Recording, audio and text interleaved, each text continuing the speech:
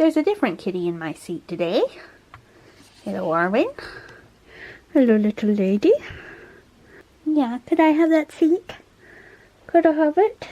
Hello, welcome to the channel. My name is Annalisa, and this is day 3 of the 12 days of Christmas. And this is my Christmas sweater for today. It's actually a sweater dress. It's pretty long, and it's Christmas tree themed, I think. It's got little fuzzy bubbles on it.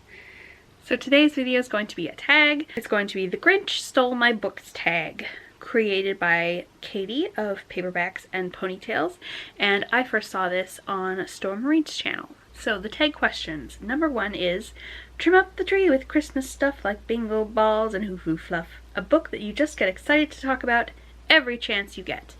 And I picked To Shape a Dragon's Breath.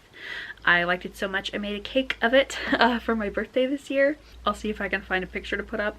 This one's by an indigenous author, and it is about an indigenous character whose land has been encroached upon by colonizers, and she goes to a colonizer's school because her area is technically under the control of colonizers, and they want anyone who finds a dragon egg to go to their school. And she finds one and is chosen by the dragon to be her, do they call them keepers? Something like that. And she meets friends, one of whom is autistic, at this school. And it's about colonization and different philosophies about how to interact with animals and with nature. And it's just really excellently written, and I enjoyed all of the characters so much. And the world building and the dragons are wonderful characters as well. Number 2, must find some way to stop Christmas from coming.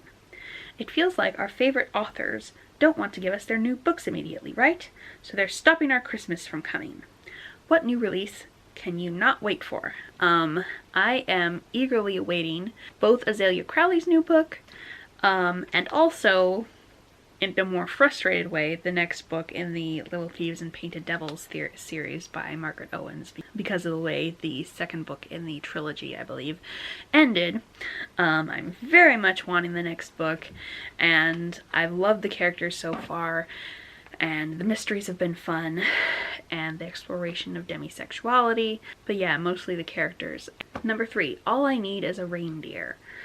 A book that has an animal in the story. I picked the Tea Dragon Tapestry because the tea dragons are animals, and they are very sweet and adorable, and it's a lot about learning to take care of the tea dragons and take care of them physically but also emotionally, because they form very deep attachments to their keepers.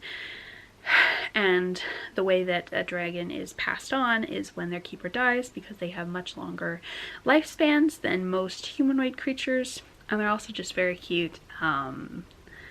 These are graphic novels, so you get to see just how cute the animal characters are drawn. Number 4, oh, the noise, noise, noise, noise! A book that you keep hearing about but haven't read yet. Stuff about Fourth Wing kind of had died down, except then the second book came out. And so that kind of brought it back into circulation. I mostly heard about it from people who did not like it, who were responding to the fact that it was so hyped, and who were pointing out the problems, like the fact that the main character, though the author is disabled, I believe in the same way, there is a lot of internalized ableism that isn't really addressed. The male lead is sexualized for having slightly darker skin, apparently. Yeah, I'm on the side of Book Talk and BookTube that likes to do rant reviews about popular books, so that's mostly what I've seen. But also, Goodreads made an entire romantasy section on the Goodreads Choice Awards, and this one went to the top of it, which obviously brought it back. How annoying it was.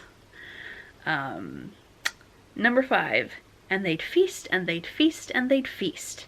An author that you can't get enough of. Chloe Leese, who writes a series of romances about a bunch of brothers and a couple of sisters, pretty much all of whom have some kind of disability, several of whom are autistic. And also Nadia Shamas is a comic and graphic novel creator whose work I have enjoyed several of. Squire was my favorite, but also a couple of Miss Marvel comics. My battery is flashing. Number 6, Leaving Crumbs Much Too Small for the Other Whose Mouse Is. A book that was much too short because you wanted more. I picked Season of the Bruja because it is also a graphic novel that is fairly, or might be a comic, I'm not sure, that is fairly short, and I would really like more of it, but I can't find it at my library or on bookshop.org, even though the second and third volumes are supposed to be out. Then number 7, There's a Light on This Tree That Won't Light. A book that you thought was going to be great but didn't quite work for you. I picked Silvered Serpents because I was really looking forward to it and really hoping it would be great because of the found family and how much I liked the first book. This is the second book in a trilogy, and I really didn't like it. 8, It Came Without Ribbons. A book that doesn't have a pretty cover, but what is on the inside really mattered and you loved it. Pumpkin. I really enjoyed the content, but the cover just doesn't really inspire me. Number 9, A Book That Made Your Heart Grow 3 Sizes. A heartwarming book or a book that you fell head over heels for. And for me, that was Something Wild and Wonderful. This is about an autistic main character who falls in love while he is hiking the Pacific Crest Trail. And it's ridiculously sweet, and I identified so much with the autistic character, and yeah, it was just really wonderful, and I highly recommend it. And I cried. Thank you so much for watching. I will find some people to shout out in the description because my camera is flashing, as people who I tag. But thank you so much for watching, and I will see you in the next video. Bye!